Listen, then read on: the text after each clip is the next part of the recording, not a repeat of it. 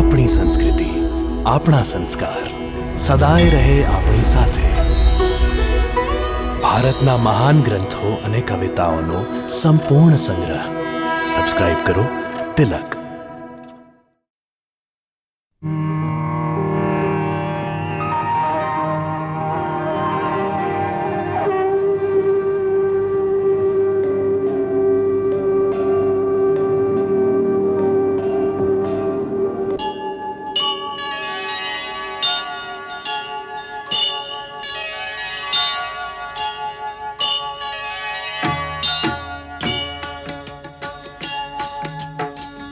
सीताराम चरित अति पावन, मधुर सरस अरु अति मन भावन.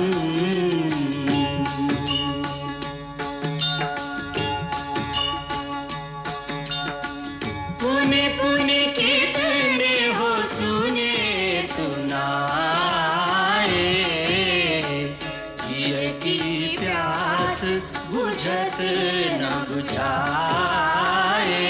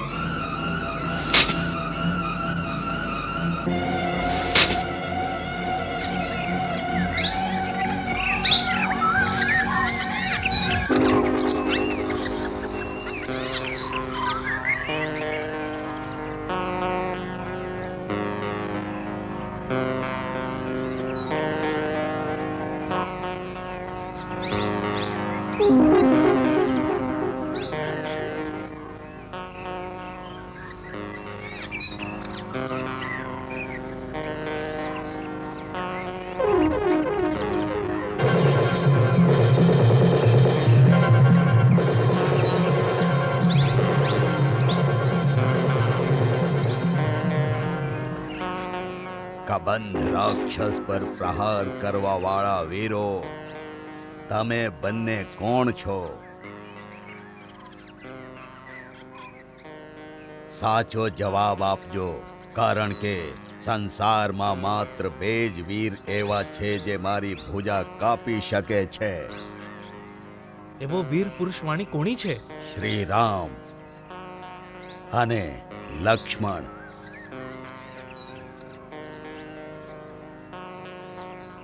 તું રાક્ષસ છે તો રામ અને લક્ષ્મણને કેવી રીતે ઓળખે છે? વાસ્તવમાં હું રાક્ષસ નથી.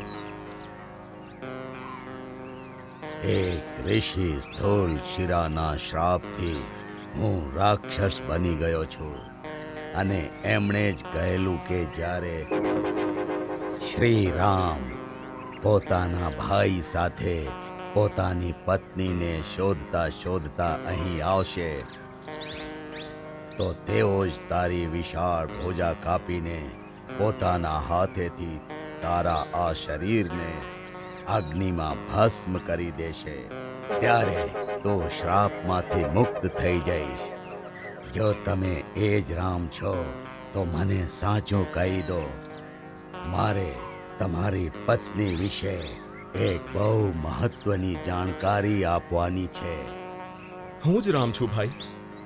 મારા પત્નીના વિષયમાં જરૂરી સૂચના શું છે?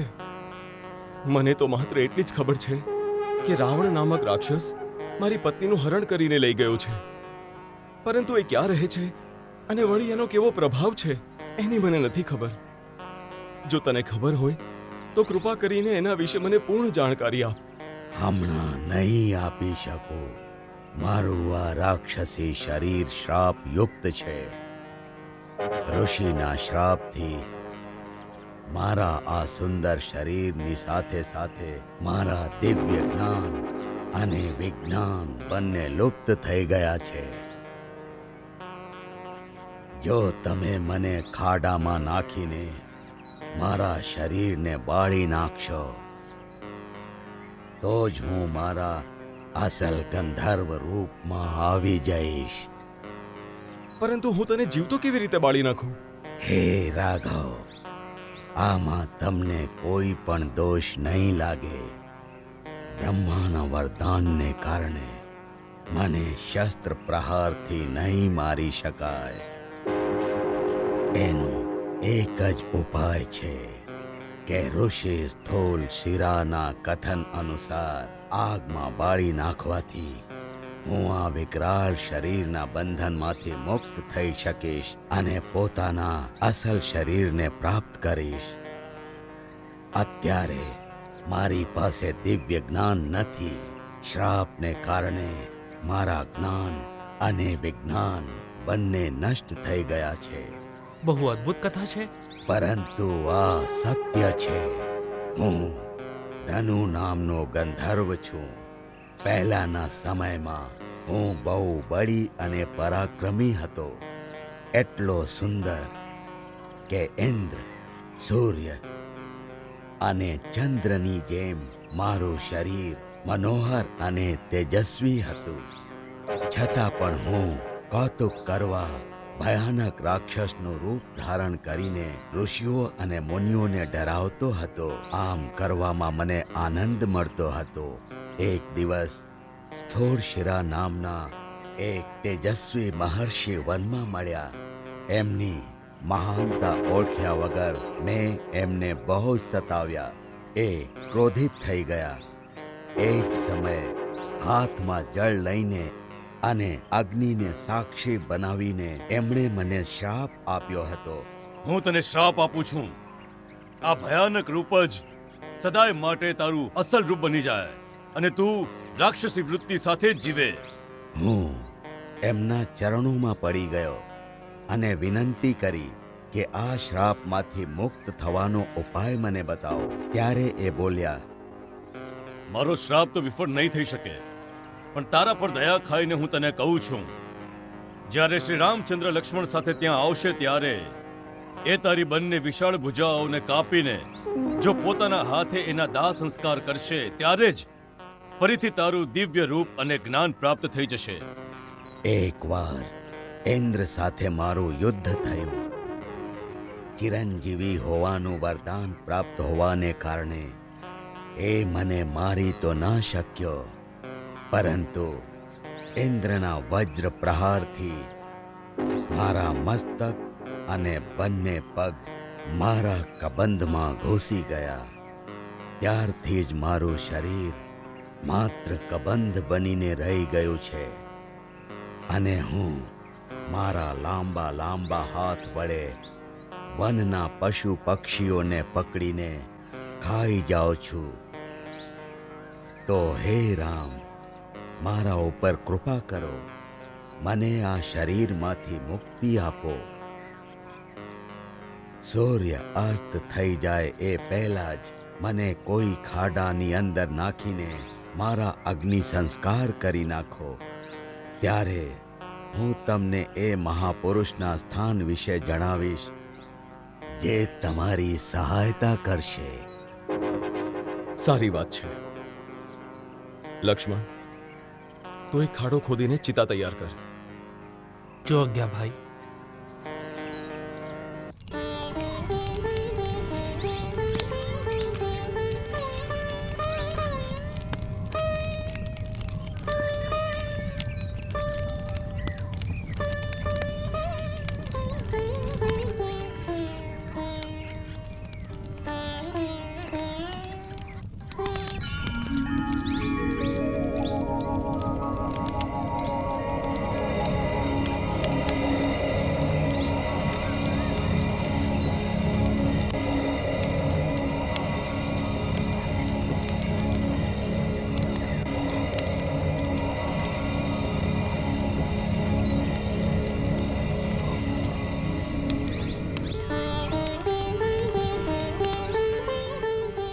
રાઘવેન્દ્ર, તમે ધન્ય છો. તમારા કરુણામય દૃષ્ટિના કારણે મેં પહેલાની જેમ જ પોતાનું સુંદર શરીર પાછો પ્રાપ્ત કરી લીધો. હવે હું મારા દિવ્ય જ્ઞાનથી જે પણ જોઈ શકું છું એ તમને કહું છું. રાવણ દેવતાના કોષાધ્યક્ષ મહાગંધર્વ કુબેરનો નાનો ભાઈ છે. પુલસ્ત બ્રહ્મનો પૌત્ર અને ઋષિ વિશ્વર્વાના પુત્ર છે. બ્રહ્મા પાસેથી વરદાન મેળવીને દિગ્વિજય બન્યો છે. એ દાનવ એટલે પહેલા દેવતાનો રાજા છે. એ જ તમારી પત્નીને લઈને દક્ષિણ દિશામાં ગયો છે. જ્યાં એ ગયો છે ત્યાં સુધી મારી દ્રષ્ટિ નહીં પહોંચી શકે, પણ હું જે જોઈ રહ્યો છું એ જ બતાવું છું. દક્ષિણ દિશામાં જશો તો તમને એક પરમવીર વાનરના રાજા સુગ્રીવ મળશે. તેમની સાથે તમારી મિત્રતા થશે. એ સીતાજીની શોધમાં તમારી સહાયતા કરશે. સુગ્રીવ અત્યારે ઋષિમુખ પર્વત ઉપર રહે છે. તમે જલ્દીથી એમની પાસે જાઓ અને એમની સાથે મિત્રતા કરો. હું જોઈ રહ્યો છું કે અંતમાં રાવણ પર તમારો વિજય થશે. પણ ઋષિમુખ પર્વત તરફ જવા માટે કયો માર્ગ છે? તમે પશ્ચિમ દિશામાં થઈને દક્ષિણ પ્રદેશના ઘણા પર્વતો અને નદીઓને પાર કરીને પંપા સરોવર નામના રમણીય સરોવર પર પહોંચશો. ત્યાં મહામુનિ મતંગનો આશ્રમ છે. એમના તપોબળના પ્રભાવથી એ આશ્રમની પાસે જતા જ પ્રાણીમાં હિંસાની બધી વૃત્તિ નષ્ટ થઈ જાય છે. મતંગ મુનિ તો નથી રહ્યા, પરંતુ એમના એક પરમ શિષ્યા મહાતપસ્વીની શબરી હજી પણ ત્યાં રહે છે. એ તેમના ગુરુની આજ્ઞા મુજબ તમારા આગમનની પ્રતીક્ષા જોઈ રહ્યા છે. એ તમને ભગવાન માનીને દરરોજ તમારી પૂજા કરે છે. જ્યારે તમે એમને મળશો તો એ તમને મહાબળી સુગ્રીવ સુધી પહોંચવાનો આગળનો માર્ગ બતાવશે. હે રામ, તમે ચિંતા ના કરો. તમે જરૂર વિજયી થશો. હવે મને આજ્ઞા આપો.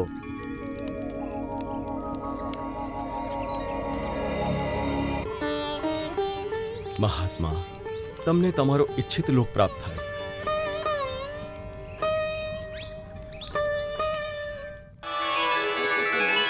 વિલની પરમ તપસ્વિની શબરી જાકો નામ ગુરુમતંગ કહ કર ગए तो ही मिलेंगे राम.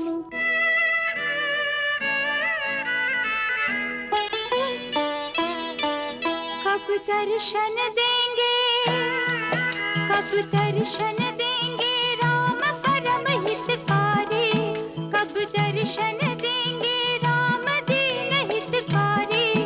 रास्ता देखत शबरी की उम्र गई सारी. रास्ता देखत शबरी की उम्र गई सारी.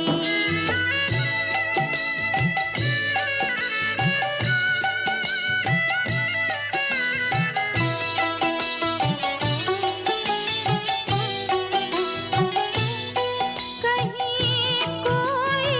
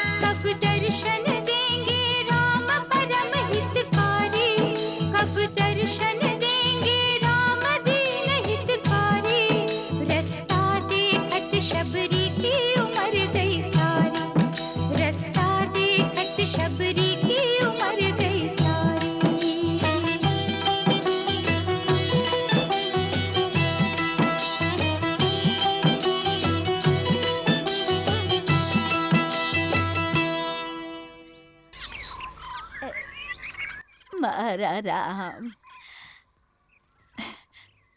મારા રામ, મારા રામ. નહીં નહીં મહાત્મા, કૃપા કરી આ ફૂલને રગદોળતા નહીં. આ મેં મારા રામ માટે પાથર્યા છે. અરે બાવરી, તો દરરોજ આ રીતે રસ્તામાં ફૂલો પાથરે છે, જાણે શ્રી રામ આજે અને અત્યારે જ આવવાના હોય. આમ કરતા તને કેટલા વર્ષો વીતી ગયા? તારા રામ આવ્યા કે? ક્યારેય નથી આવ્યા, પણ હવે આવશે, જરૂર આવશે. મારા ગુરુદેવ મતંગ મુનિના શબ્દો ખોટા ન જ પડી શકે. એથી હું દરરોજ દરેક પળે તેમના સ્વાગત માટે તૈયાર રહું છું. અચાનક કોઈ સમય આવી ગયા તો શું કહેશે કે આ ભીલડીને સ્વાગત કરતા પણ નથી આવડતું? એથી તમે દયા કરીને મારા ફૂલોથી દૂર રહીને ચાલજો, તો તમારી મારા પર મોટી કૃપા થશે. આને નહીં સતાવો, ચાલો આપણે બીજા માર્ગેથી જતા રહીએ. આવો.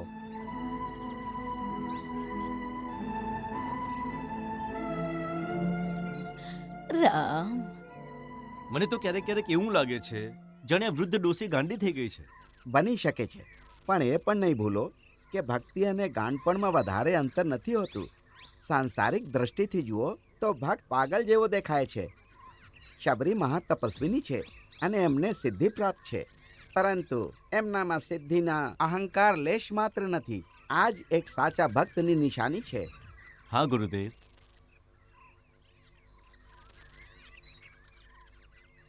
રામ, મારા રામ, મારા રામ, મારા રામ. ઉભા રહો, તમે ફરી આવી ગયા ફૂલને રગદોળવા?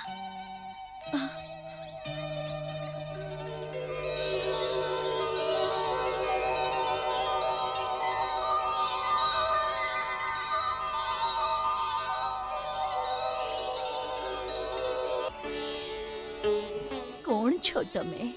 અમારે શબરી માતાને મળવા જવું છે. શું તમે કૃપા કરી અમને એમની કુટીર સુધી પહોંચાડશો? માતા શબરી પાસે? પણ તમે છો કોણ? હું રામ છું અને આ મારો નાનો ભાઈ લક્ષ્મણ.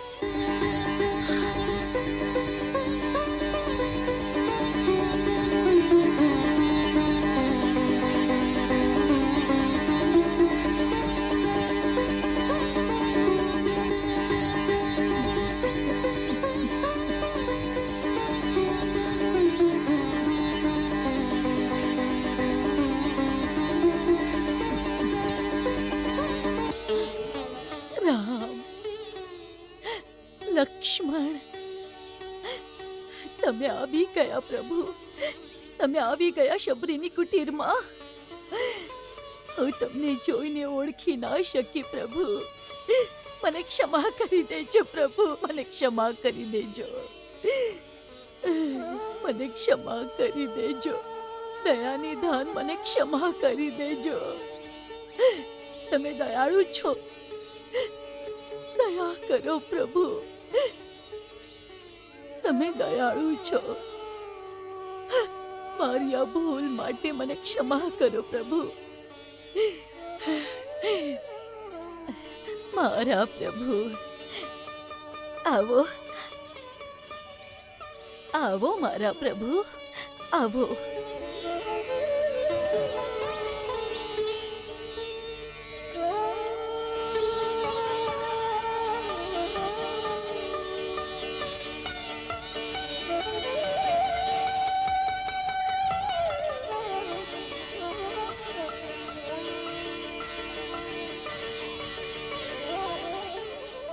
પધારો પ્રભુ, આવો, પધારો પ્રભુ, આવો. તમારા ચરણ કમળની રજકણથી આજે મારી કુટીર પવિત્ર થઈ ગઈ છે પ્રભુ. આવો, વિરાજો મારા પ્રભુ, વિરાજો, વિરાજો, વિરાજો, વિરાજો. હું તમારા ચરણ ધોઈ આપું છું.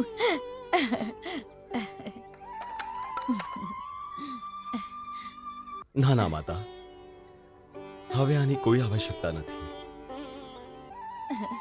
તમારા પ્રેમ ભરેલા આંસુથી હું પહેલા જ પવિત્ર થઈ ગયો છું. પ્રભુ, તમને ભૂખ લાગી હશે ને? હા, હું ફળ લઈને આવું છું. ફળ લઈને આવું છું પ્રભુ, હમણાં જ લાવું છું. વર્ષોથી હું તમારા માટે રોજ મીઠા મીઠા બોર ચૂંટીને લાવું છું પ્રભુ, વર્ષોથી. ખાઓ.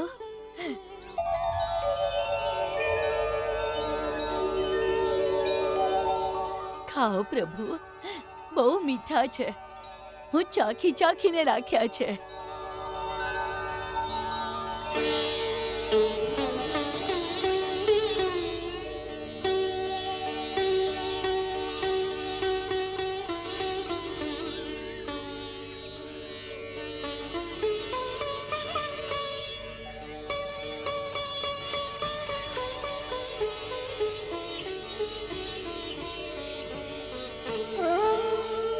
ખાવો પ્રભુ.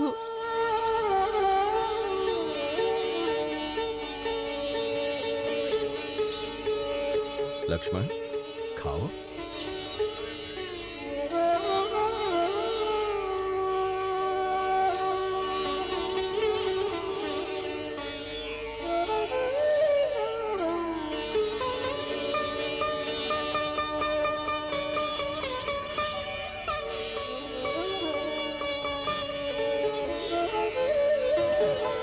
વાહ, मंगल भवन अमंगल हारी, प्रभु सुदशरथ अजिर बिहारी.